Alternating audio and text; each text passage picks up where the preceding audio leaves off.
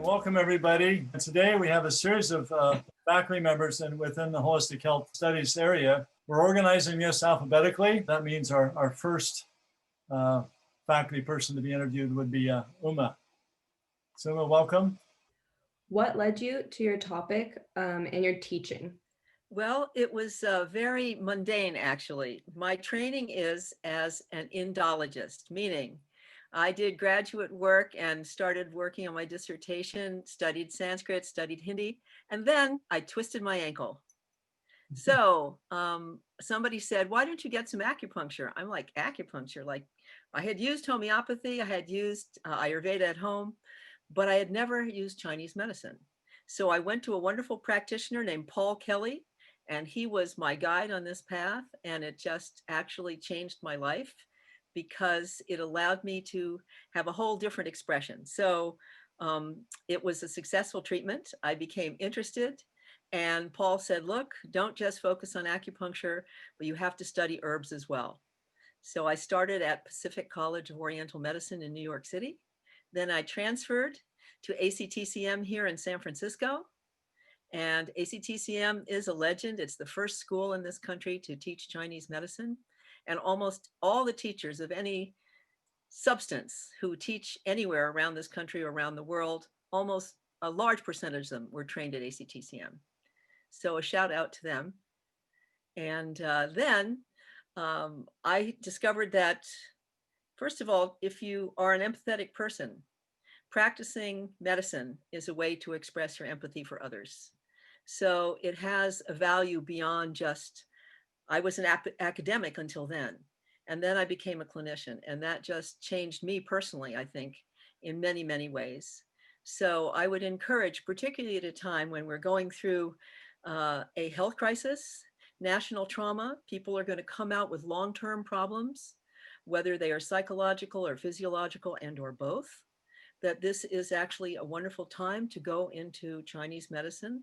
Or what are the options? Let's say you're a student who's interested in medicine, right? Particularly alternative medicine, naturopathy, osteopathy, Chinese medicine, chiropractic, right? Osteopathy, chiropractic, mostly body oriented, right?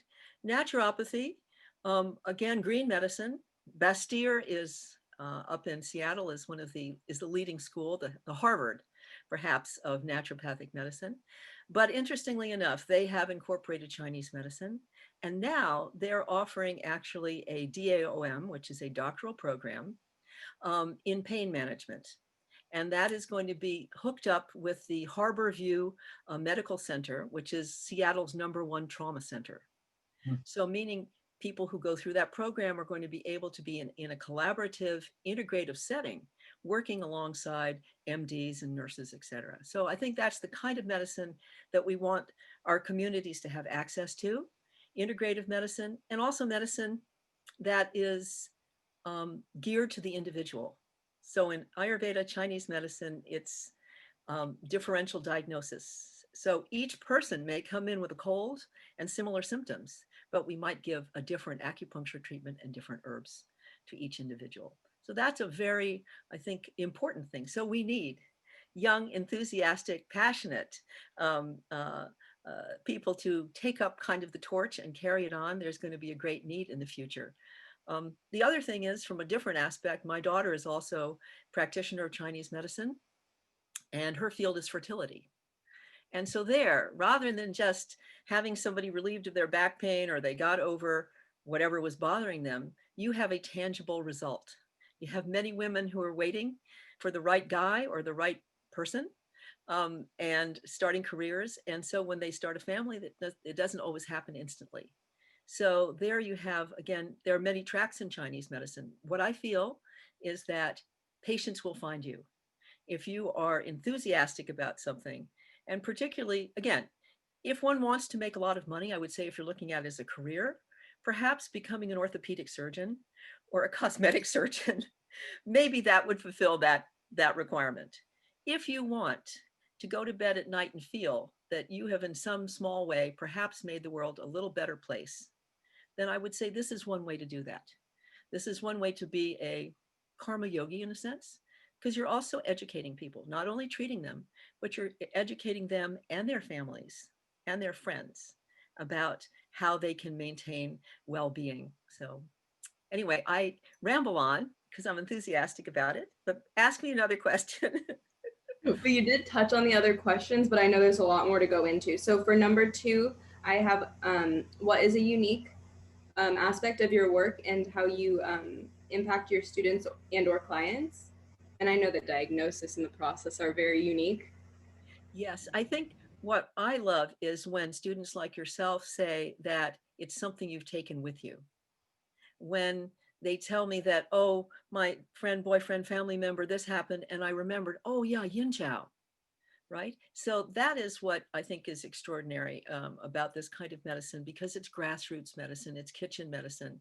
There are things just in the household that we can use if we knew, right? So in a sense, it's almost like taking back what was a kind of a heritage, and in different traditions, right?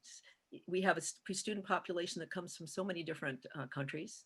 And I've had many students say, oh, yes, my mom always used to do this. My grandma, grandpa, you always used to do that. So I encourage students to collect that information also. Don't let it get just lost. Let's not just turn ourselves over to, the big pharmaceutical companies, right? Yeah, I found sharing with my family members is a great way. My mom actually got a Tai Chi ruler, so Oh, wonderful. yeah, That's it's great. not in her character, so that's a accomplishment. Yeah, and whatever field one's going into, social work, whatever, some of these things like Tai Chi ruler, a person sitting in a chair, in a wheelchair can do it. So PTSD, for example, a lot of people don't have to go to, Iraq, Iran, Afghanistan to have PTSD. It could be domestic violence. So again, I think that and I don't speak for myself only, I speak for everybody in our department, we each offer something different, but we each offer students tools that they can use moving forward to deal with whatever obstacles, problems, stresses in their lives. So I think of myself as one finger, on a hand that is making an offering to our school community and maybe the larger community. Because I see in front of me my colleagues, each of whom has a unique and special abilities and skill set. So we're very fortunate. I consider myself very, very fortunate and blessed. The future is bright, particularly now that we're going to have a change of administration, because the recognition that that access to healthcare is a social justice issue is something that people are coming to terms with. And so again, these even just dietary awareness, just to be able to educate our communities about what foods are appropriate and what are inappropriate, and demand that the local store, for example, maybe not just carry foods that are in cans, right? So I think that regardless of what field one is going into, this viewpoint, kind of looking at health as something that is something we all should have a minimum knowledge about and also have access to and have choices. So Kaiser, for example, Kaiser has acupuncturists on staff, right? Medicare used to carry acupuncture, et cetera. And again, it's up to us and the younger generation like yourself to say, hey, we want these kinds of options. We don't want to have to be put on painkillers for the rest of our life because we had a terrible car crash. We don't want to be on opioids from 25 years onwards. So yeah, so I think there's a bright future as a person going into this field. Absolutely. Absolutely. And again, because Chinese medicine is so broad, because we're treating psychological aspects as well as physiological aspects. So for somebody who's a psychology major, this is something that can definitely be an asset. Even Dr. Hammer's book, that Dragon Rises, Redbird Flies, just opens a window into looking at your patients from a psychological point of view that you don't get when you're studying conventional psychology or psychiatry. So I think that the possibilities are endless. And when I look out at you students, who I refer to as my flowers, I feel inspired because we are nurturing this garden. Are we not, gentlemen? We are. What led you to teaching, and what led you to the work you're doing right now? That's a good question. Can you hear me? Is my Yes. Yeah, good. All right. Well, it's one of those things. I suspect some of you, maybe all of you to some extent, feel different than the rest of the world sometimes.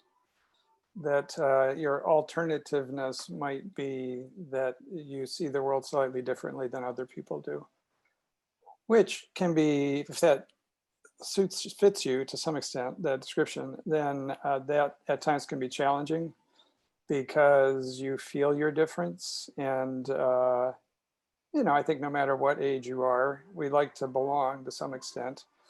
So when you feel different, if you're different from your family, if you're different from your community, if you're different from the country, if you're different from the world, you notice that, So, and sometimes one might wonder, is it about me? Is it something that's wrong with me potentially? So the one thing I would say in terms of careers, this is the career date, and thank you for all of you for hosting this, Ken and all the students put this on, and it's nice to see everybody in this unusual time we're sharing. But the one thing I would say about careers, honestly, a lot of people who even take courses in holistic health, for example, do our minor, do the certificate, it's probably a minority who are going to end up in a truly alternative career, like a licensed acupuncturist. I run into students periodically, and I've been teaching 20 years at San Francisco State. I could probably count on two hands the number of people I know who are licensed acupuncturists. Naturopaths, probably less. So there are many, many, many alternative careers, and they're really fabulous careers.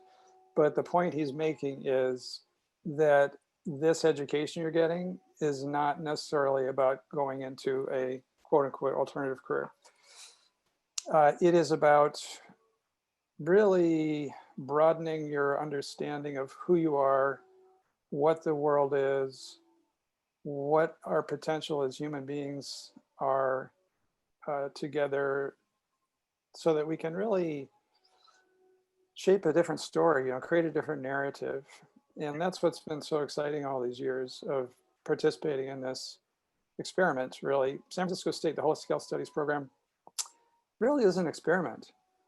We're the oldest, and we're probably one of 4 or 5 programs like this in the country. We're the oldest, we're the biggest. Now there's 1 or 2 that are actually majors, like Portland, University of Oregon at Portland has a major now that is based on our program, actually. So it's slowly growing, but in terms of a phenomena in the country, this is still very much an experiment. So you are in an experimental college, in a sense, doing this little program in holistic health studies at San Francisco State. And probably what drew you to it, I would suspect, really interesting faculty, the camaraderie with really wonderful students. But again, it's the narrative, it's the story, which is a story which resonates with something in your heart, I suspect. That there's some truth in what you've heard, what you've seen, the classes you've taken, that speaks to who you are, speaks to your vision of what the world could be, speaks to possibilities. And it's one of those magical things that, why do you fall in love with somebody? It's not instructions in a book. It's really a kind of a magical thing in a way, what attracts one person to another. And it's just like these kinds of courses, this kind of a program. The people who are drawn to it, I would say, are really special people, honestly. And I don't say that in any disregard for everybody else on the planet. But about a decade ago, I did a study looking at you folks, the holistic health studies minors, compared to health education minors, compared to human sexuality minors. So I took 3 of the biggest minors on campus and compared students in terms of what back in those days, there was a new book called The Cultural Creatives. And that was a book written by 2 marketing specialists. And they were looking at the kind of people who would spend extra money to buy a Prius, even though they knew they would never save that extra money on the gas savings. They were doing it because of commitment to the environment. They would do solar panels at an expense to themselves, not for the hope of someday reducing their solar bill, their energy bill, but for the sake of the planet. So people like you are making a moral commitment to a future that is brighter and more hopeful. I suspect many of you. And there's also the very practical side. We have a lot of students who are nursing majors. We have a lot of students who are health education majors, kinesiology. These are people who want to go into a more conventional health career, have a calling to do something a little bit different, and that's very practical. That's probably where a lot of our students end up. They have their holistic health piece, and then they take that into a more conventional stream in the market. And the thing that's really and I'll stop talking in a second. The thing that's really wonderful about that is that you are then in a quote unquote conventional setting, like you're working at Kaiser as a nurse, but you have a whole suite of skills and beliefs and attitudes and knowledge that you can share with the other nurses, share with the MDs, share with your clients. So you send your client with diabetes home with some things you learned from Uma about traditional Chinese medicine, diabetic care, from Ken about stress management, from Jennifer, a Tibetan meditation practice, from Eric, a deep breathing method, a diaphragmatic breathing, from Rick, basic strategies for coping. Everybody gives you a piece, and by the time you leave the program, you actually have a pretty deep set of skills and knowledge that most people don't have. So having if you're doing a minor or a certificate, having that on your diploma, the reason I always pitch the minor and certificate is it shows up on your diploma, the minor does. So that shows a future employer that you're not a one-trick pony. You actually are more than an art major. You have a degree in art with a minor in math. Somebody at Industrial Light and Magic is going to look at you differently than somebody with just a degree in art. So that little extra piece not only probably speaks to who you are as a human, but actually also has a market value that's very useful. And I never answered your question, so long story short, it really, Sadi, I would say in some ways, just like the gist of what I was talking about, it's who you are. It's following your bliss, it's following your passion, it's sensing something that is true, even though you don't understand why, and it might not make any sense. You're young, and a lot younger than most of us faculty here. Some of us, I should say, at least. There will be times in your life where you sense that something's right, but you don't know why and you can't explain it. I would say trust that feeling if it's very strong. At least follow it for a while to see where it takes you. Don't get lost. Make sure you have a string to find your way back in case it's not the right path. But to follow those urgings from inside, and that's essentially, long story short, I'm Irish, I can't help it, is my call to teaching. I started teaching probably when I was 10 years old, 8 or 10 years old, giving lectures in the church that I was at. It's at 6 o'clock in the morning, no human wanted to read the epistles, so I was one of the few people who was willing to do that. So I got my chance, probably 10 or something like that, I forget what it was, but it was just always who I was, always what I wanted to do. And I finished my PhD and left academia because there really wasn't a job for me, a good fit. But then when this program had a slot, when George Rocky was hiring, I was just very fortunate to get the position and to be with all of you for all these years. So long story, there you go, done. It's just, I couldn't help it. That's the short answer. Yeah, that's lovely. I love how you kind of reflected the student experience to yourself. And I think everyone caught on to that, which is really cool, which a lot of us relate to. So that's awesome. And then I would ask you, what's unique about that? And that is really unique. So what about then what you do with your work specifically? What's really unique or significant about it? What means a lot to you there? Well, Sonny, it's the same ramble that one of the blessings of being an academic. Eric writes like crazy. A lot of our faculty, all of our faculty, I won't say a lot, all of our faculty are very productive because they love what they do. One of the things when I remember to do it, I wake up in the morning and I ask myself, what will I give to the world today? That's if I'm conscious enough to think of that thought, I like starting my day that way. And teaching is all about giving to other people potentially, if that's your thing. it's a wonderful vessel for sharing knowledge and helping people in their search for who they are and what's possible in life. And education is a great liberator. You know, it's one of the reasons I'm a blue collar kid from Detroit. So I always valued the power of education to provide a path to equity for many people who are otherwise disenfranchised. And there are places in the world, countries in the world where women, for example, can't go to school, can't get an education. So education is a real gift. It's a real blessing, you know. And I get it that people today are very stressed. It's a, say the least, an unusual time. But to be in school during this time is probably one of the better places to be, frankly. You know, at least you're sheltered at home mostly, and you get to spend time in your mind, which is a safer place than out on the bus. So, so yeah, I write a lot. I'm working on the 3rd edition of the Learning Life book, and I just feel so lucky to have a job where I get to think about things that are really important to me, that have the potential to transform other people's lives, which is my hope that my work will do. So. Right on. And your future plans? Future plans? You're writing that 3rd edition? Yeah, my life, you know, I'm retired. I don't like that word. So revised, renewed, whatever the better word would be. So I'm teaching 1 semester a year, but basically my life hasn't changed. It probably won't change much. I'm just going to keep writing. I don't go to meetings as much. That's really good. I like that part a lot. But essentially, it's going to be continuation of what I've been doing. A lot of writing and then meditating and more time outside for sure. What led you to teach and work with what you do? I didn't know such a thing existed. I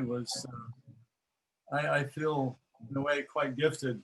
I noticed one of the things that I really appreciated the things that Adam just shared. But I would probably disagree with one thought is don't get lost. I was quite lost. And as the Bible says, he who loses himself finds himself, right? So get lost with, I got lost literally for a number of years. I was working for a congressman and left Washington, D.C. and I decided not to do that anymore. It really wasn't me. And I figured out some time ago that for me to find my way, not my ego's way, but for me to get lost in a good way, it's like getting in the right kind of trouble, right? So I found I needed a powerful question. And so I asked myself, what can I trust? And that was the question I held. It took me about 4 years to keep listening until I finally had the answer. And the answer for me was health. I can really trust whatever gives us health.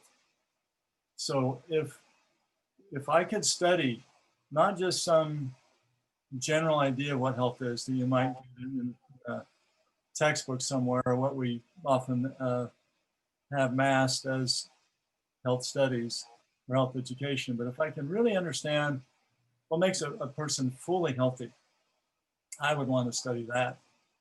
And so what would bring out the best of our humanity? What would bring us to full health?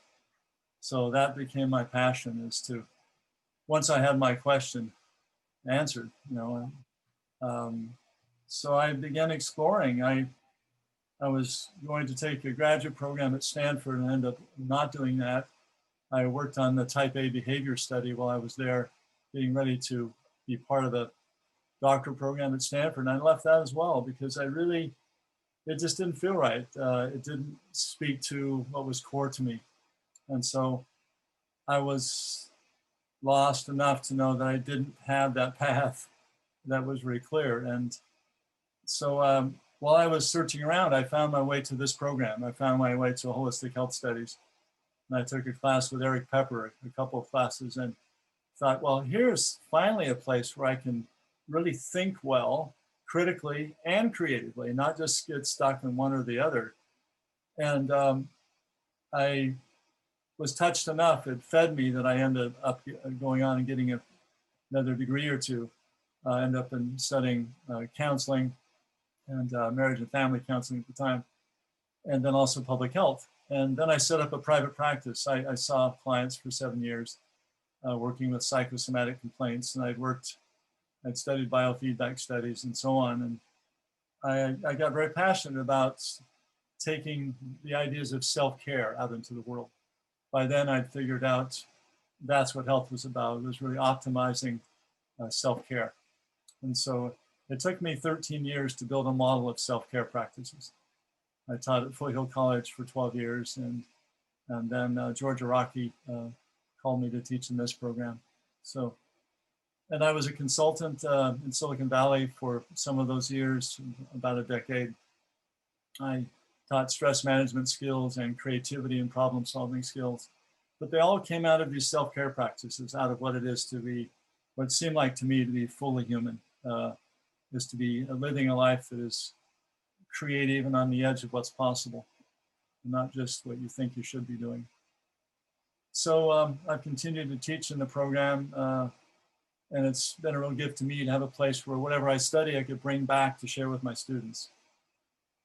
So it's been almost 30 years that I've been at State, and it's longer than I've stayed any place. What have been your best experiences in this program? That's challenging because there's so many good people. I mean, I so enjoy the students that come into our program. They're I like Uma's word, the flowers that we have. A little bit of water, and I just see you all just take off. It's such a gift. If I were to think of functional things, I think founding the Holistic Health Learning Center was a big one.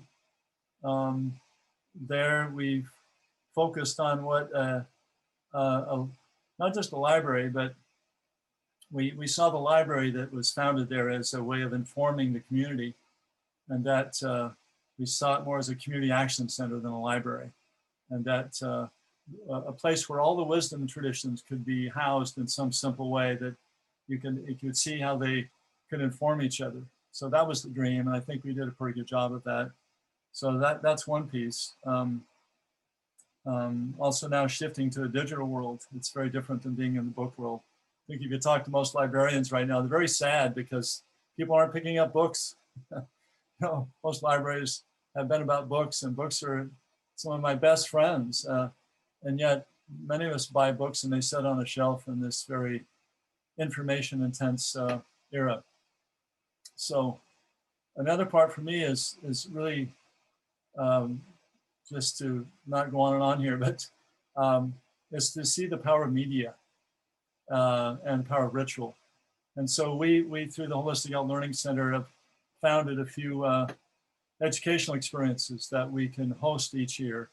The Food Awareness Month, we just finished being one. Holistic Health Careers Day or Week is another. And then in the spring, we focus on the Gandhi King Season for Nonviolence, so really studying what would it look like for humans to be less violent, more loving, and living lives that are more meaningful, and what types of conditions would really support that unfolding. So just seeing the forms take shape over the years has been a great gift of being here. I know that also that Project Censored was a big program that you advocate for, and just to bring everyone to a certain level of cognition in their consciousness. Mm-hmm. What do you see for the future for yourself in this field? I know when I was here, the focus was very much on mind-body studies, and still is to some degree. And you'll hear colleagues talking about that, and we're very, very good at that. I think that's one of the best things we do is we look at the whole interface between mind and body, and increasingly spirit to some degree. But I'm really passionate about cultural healing. How does this culture actually begin to heal itself? And that's part of my passion is around media studies, is to all of our decisions are only as good as the information we have. So when we have a media diet that is really not feeding us well, is feeding us mistruth or half-truths or fake news is a term. And Project Censored has been studying fake news for 45, 50 years. It's not news to us. So how do we think well about the media we're consuming so that we might actually use and access the information we need to make wise decisions? How do we make a culture that's actually wise and not just one that survives, especially for those that make much more than most of us do. Why is it that some of us are working hard and not able to pay our bills? I mean, how about we create a culture that actually is abundant and nourishing to most of us? So that's my passion, that we actually move in that direction. And public health, you'd think, would be part of that movement, and it is to some degree. But what we're doing has much more to do with healing the body and the culture politic, and that isn't going on in just most of the politically correct public health field. So that'd be my passion, is to see our program take off in that direction more. But yeah, my first question for you is, what led you to what you teach and the work that you do? You know, like everyone's story, it's kind of a circuitous path, you know. And I started out as a psychology major, and you know, just trying to figure out myself. I think trying to figure out my family, and that led me to graduate school at Berkeley, and I applied all over the country. I wasn't sure where I was going to go, but I fell in love with the lusciousness of the Bay Area. And I was a psychology major, but I quickly got introduced to Buddhist psychology and Eastern perspectives of health and healing. And I learned how to meditate pretty early on with one of my professors and in one of the meditation centers around here. And I really just took it to heart. And so my path really has been kind of about healing myself, you know, and kind of following that. And that just opened up windows of opportunity for me to study and to realize that other people were going through similar issues, and that it could be a way to offer healing perspectives to others as well, I guess. So that's what I would kind of say. It was kind of a journey of healing myself to be in a position to offer something to others, you know. And I didn't know that for a while. But I was, like Adam was saying, I was kind of the weird one out in a way back in the day, 20 years ago, interested in meditation. It wasn't on the radar. It was a weird thing to be studying in academia. I took a leap of faith. I trusted myself, and it turned out I was ahead of the curve, you know? And so I guess just really honestly listening, finding that inner voice inside, trusting it, you know, and that's a big part of it, is finding that voice, listening to it, trusting it, and then acting on it. Thank you for that answer. My next question is, how do you think your work is impacting the people around you? Maybe like how you're seeing it impacting the people around you.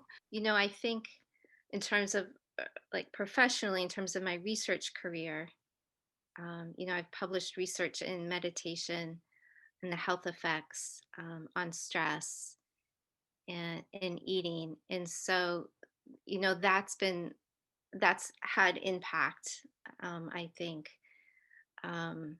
in terms of influencing other researchers, in terms of influencing policy at a national level.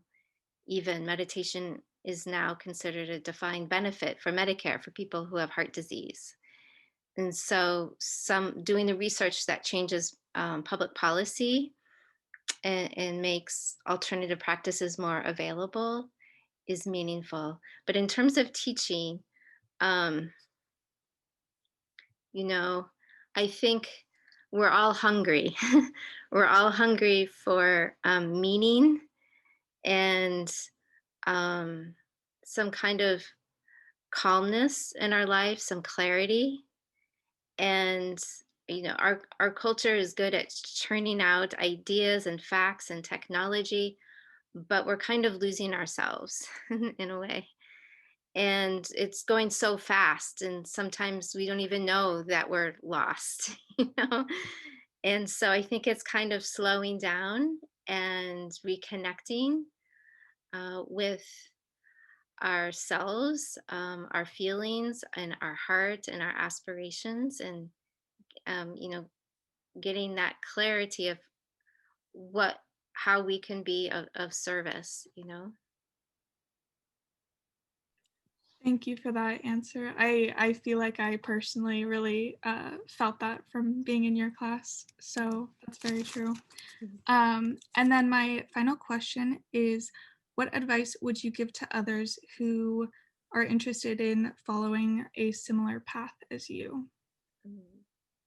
Um, my advice would be um, is to really is to be open, you know, is to listen to yourself and to find other people who are kind of doing it too, you know, what you want to do, to find those role models, and kind of volunteer if you need to, kind of be near them. But listen to yourself, like, you have gifts, you know, and they need to be shared, you know.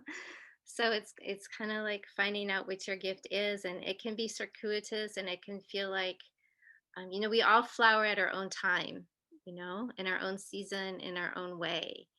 And so kind of trusting that process, if you're trusting yourself with integrity, yes, that it will come. So, you know, patience and um, diligence, hard work, you know, and making connections. Is there anything else that you feel like you want to add? And I feel like that word, like career, is kind of a scary word in a way. It feels kind of like fixed and one dimensional or something. But, um, you know, I like to think of it as like an evolution, you know, that we're always growing and changing and having new experiences. And, you know, like I think almost everyone said, we just something happened and we ended up here and we necessarily didn't intend to, you know. So we need to kind of be open, I guess, at the same time, you know, that we're following that voice. We have to be kind of open to the unknown.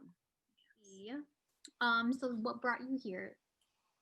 Um, like where you are right now? Similar to Ken, I took a class from Eric Pepper, and I was in computers and electronics and industry, sales, management.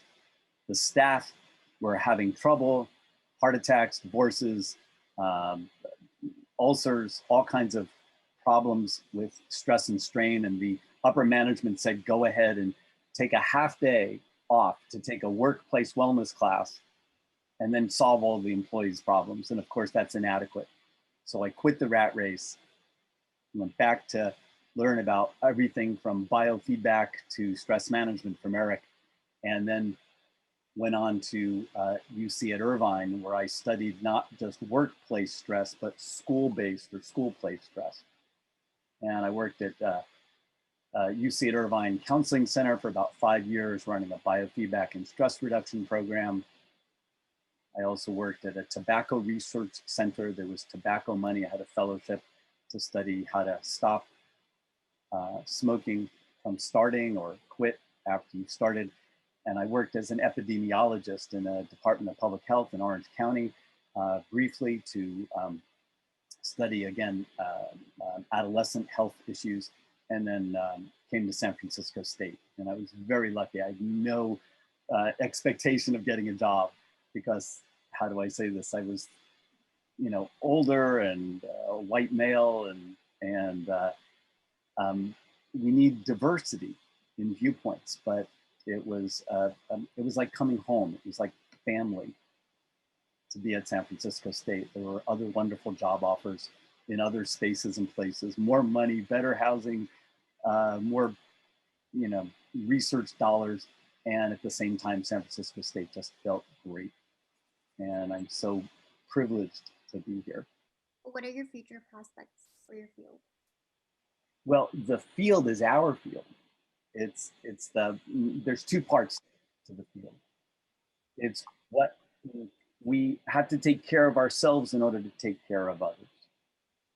So the field is not only the personal, individual self-care, it's also the taking care of others, the community, the connectedness, the building the networks, the infrastructures. How do we do that? That's the abstract. So we always go philosophically between what do we mean and how would we know that we've gotten there? What do we mean by community building? What do we mean by individual health? Raises a whole bunch of questions. And you can, in the individual health world, measure things that are physical, your heart rate, your muscle tension, your blood pressure, your brain activity. We can draw blood and get an immune function if we want. We also look at a person's behaviors. What do they do? How are they eating? How are they exercising? How are they sleeping? We can also look at their emotional and psychological selves. There are analogs at the community level. What are the community attitudes and beliefs and emotional viewpoints? What's the mood of the community after the election, for example? We can look at behaviors, what people actually do. Do they vote with their dollars? Do they vote with their engagement with others? Do they embrace otherness? We can look at the physical things, the physical infrastructures. Do we build roads and bridges well and safe places for people to live? Those are abstract notions. But where do we go from here? It's how do we get down to concrete and feasible applications of all of our stuff that we talk about in class. So it's building the infrastructure. And that's kind of what the Holistic Health Institute is about, is developing a model, a set of strategies that are replicable so that we can take this holistic health piece. And this is the work that Adam has done and Jennifer has done. And Ken is, in fact, all of us have done, but more so in writing, some of these advances have come about. So where do we take this? Our field, it's into the future where we have more opportunities like those that we have here. How have you implemented what you teach into your own personal life, and how has it impacted you? So there's three answers. The first part is with the kids. You know, you got to practice what you preach, and what is said is not always what's heard. We don't see things as they are. We see things as we are. We're self-referential. I assume that what I say to the kids is going to come across as, hey, you got to eat well, exercise, and get good rest. And in fact, sometimes the words come out a little crooked. So how do we practice what we preach? We trial and error. We keep trying to do things better and better. And the same thing with class. We always are trying to improve. That's the improvement perspective that we always talk about abstractly. And in real life, there's always a quality assurance. We try to assure what works well maintains itself. Take those parts that work well and then build and scaffold as we go forward. So the first question I have is, what led you to teach, and what led you to the work that you're doing now? The heartwarming part of teaching is to hear that somehow we make some form of impact and really increase the wholeness or the betterment of the person, the flower expanding. How did I get into it? Basically, I did not really have a plan. I never thought to be a teacher. I never thought to even do the research I did. I was in graduate school the first year. I needed to do some research. I had a certain topic I was really intrigued about. It was human sexuality, because I was very naive at that time. And so my advisor said, no, that's not possible. And so then I watched television for a moment, and somebody on television was a 5-minute clip by Thomas Mulholland, a researcher at the Veterans Administration Hospital, who had a lab, that he did brainwave recordings, seemed very interesting. So I jumped on my scooter, drove to his lab, knocked on his door, and basically said, I'm intrigued, what are you doing? And he was very open. He gave me a stack of reprints, which I could not understand at that point. They were all kind of cybernetic theory and all this stuff. I was intrigued enough. I read them, came back the following week, kept doing this. And then eventually I ended up doing research in his lab, dropped out of graduate school, ended up doing more work like that, and then ended up going to being a research psychologist at MIT for a while, and eventually getting a PhD, and then eventually moving to the West Coast, and always doing the area of biofeedback and self-regulation. The message for me as I look back is, I never thought when I drove to that lab that it wasn't possible. I never even thought he would say no or he would say yes. I was just intrigued.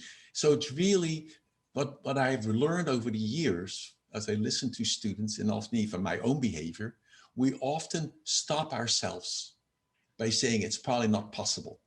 And the one thing I learned slowly is that just do it. At worst, or I've said in class, it's much better to ask for forgiveness than for permission. But I think in some level, you know, be open to the possibilities. And when you hear your brain talk about the barriers, oh, that may not be possible. I don't have enough money. I don't have enough time. They won't like me. I was maybe too naive, and I still am at times, many times. You know, I'm an immigrant, so English was my second language.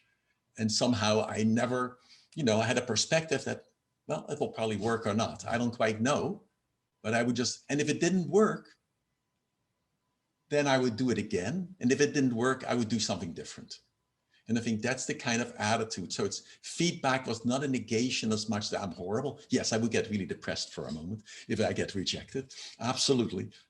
And the next day, it's a new day and new opportunities. I think that's it. And how I came to teaching has another message for me. I was at Stanford Research Institute doing research. As Ken knows indirectly and others, I'm intrigued in autogenic training. I studied that with some of the world experts in this, Wolfgang Luthi. And then I decided, okay, I co-teach of him, I should take an international exam. I also know that studying myself doesn't work well. I need colleagues to help me, just like with writing papers. I look at my other colleagues like Rick Harvey or others with whom they help me. You know, it helps to be working together collaboratively. And so I decided I'll set up a training program, no charge, for anybody who wants to take this exam. And we're going to co-practice and learn. And one of the people who showed up for that program, for the one I set up, was George Araki. And so he happened to show up. He was at San Francisco State, and then I set up the program. He was one of the people in the group. We never charged money. I mean, that's not my intent. I just wanted to learn, then pass the exam. And George was one of these people. And then he asked me to come and teach at San Francisco State. So the message, I think, and I look at that at many people, is, you know, if you're intrigued, just do it, share it with others. You may not get rewards at that moment, but I call that, you know, you eventually it will come back some other way. I don't mean you don't do it for that. And that is, at least for me, the message I've learned. And so that's how I started. And I've continued to be intrigued in the area of peak performance. I was a sports psychologist, if you was with my gymnastics team, or working with clients and asking, what can you do yourself to mobilize your health? And even right now, I mean, some of you know, I'm doing a study at San Francisco State right now in a different question, when I asked the question, how can you be more intrigued or be more captured when you're watching these Zoom meetings? When you go to a Zoom class, everybody sort of many people sit like this.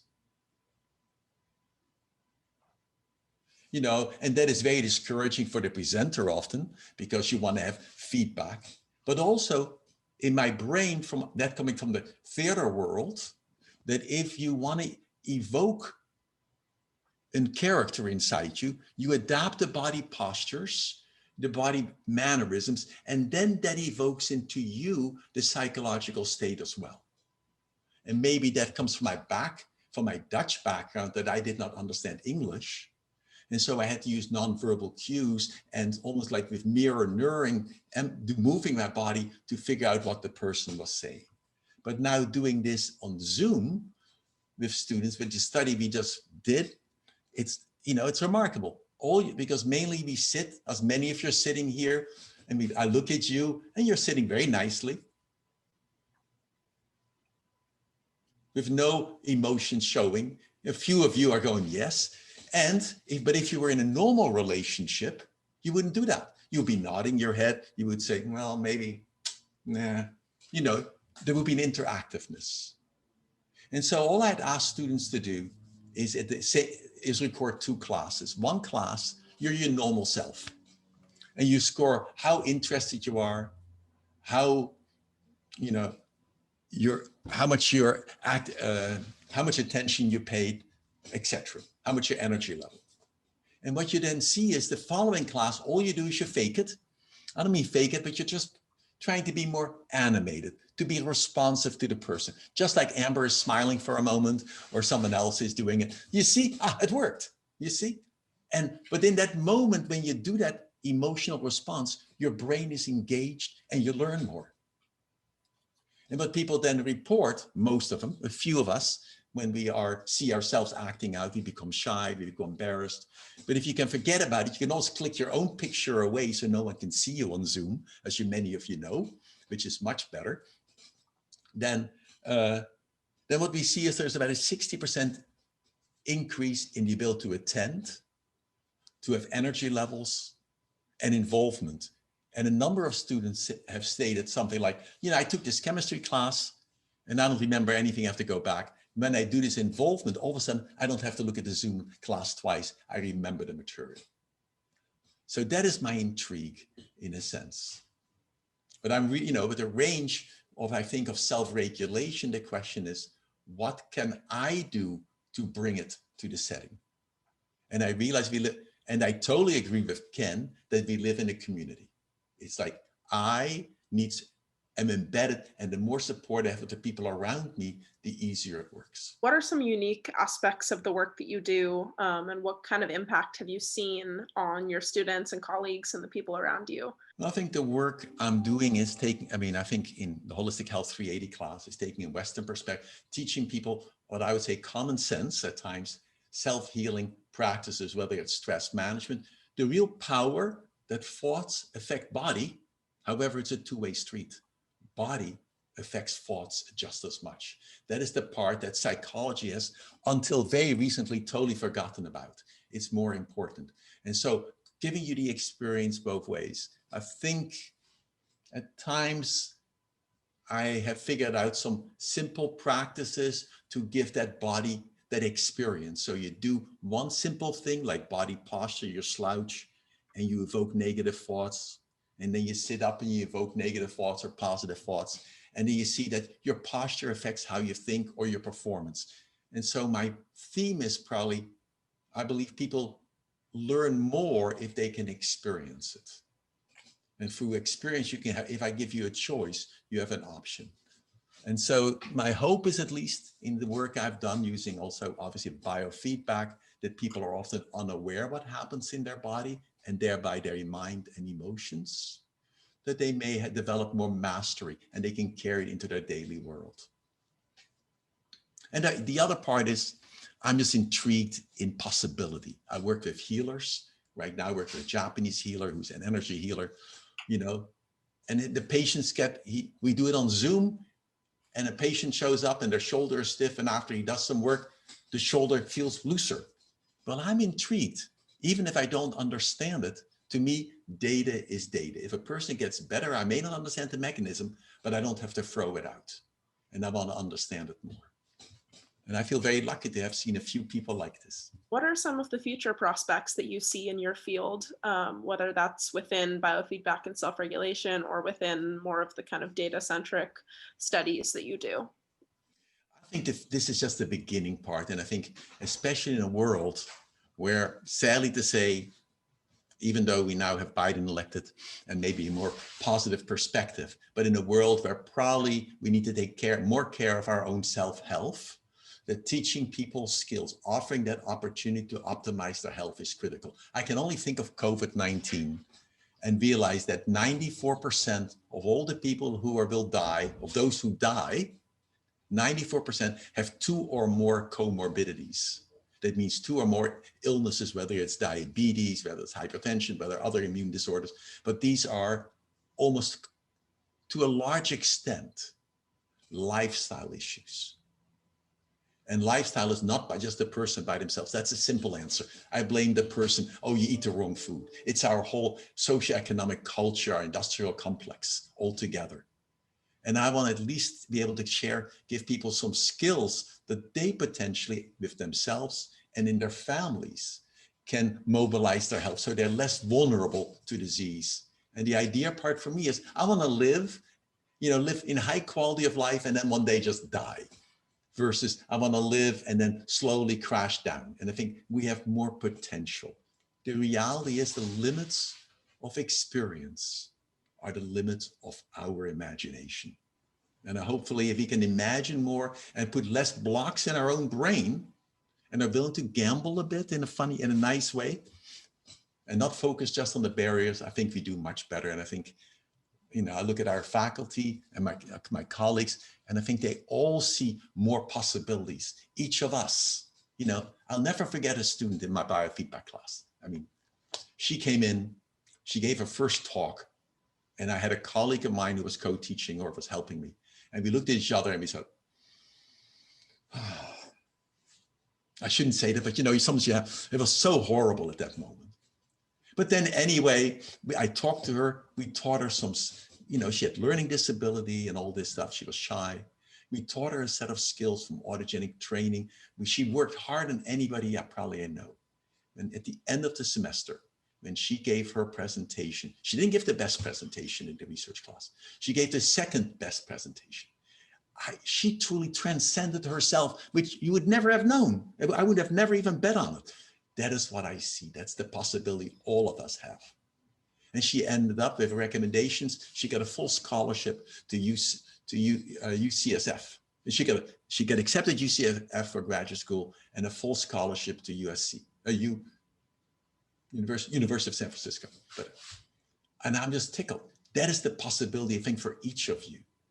And that's why I think we teach. You know, it's like a student calls you back or you get to meet somebody and they say, huh, I stopped, you know, picking, you know, at the flesh or whatever. My God, it seems like such a small thing. It's a giant thing because it says we have possibilities of growth. Thank you everyone for coming. I hope everyone enjoyed tonight. Thanks to the faculty, thanks to the student leaders, and let's continue on this good work. All right.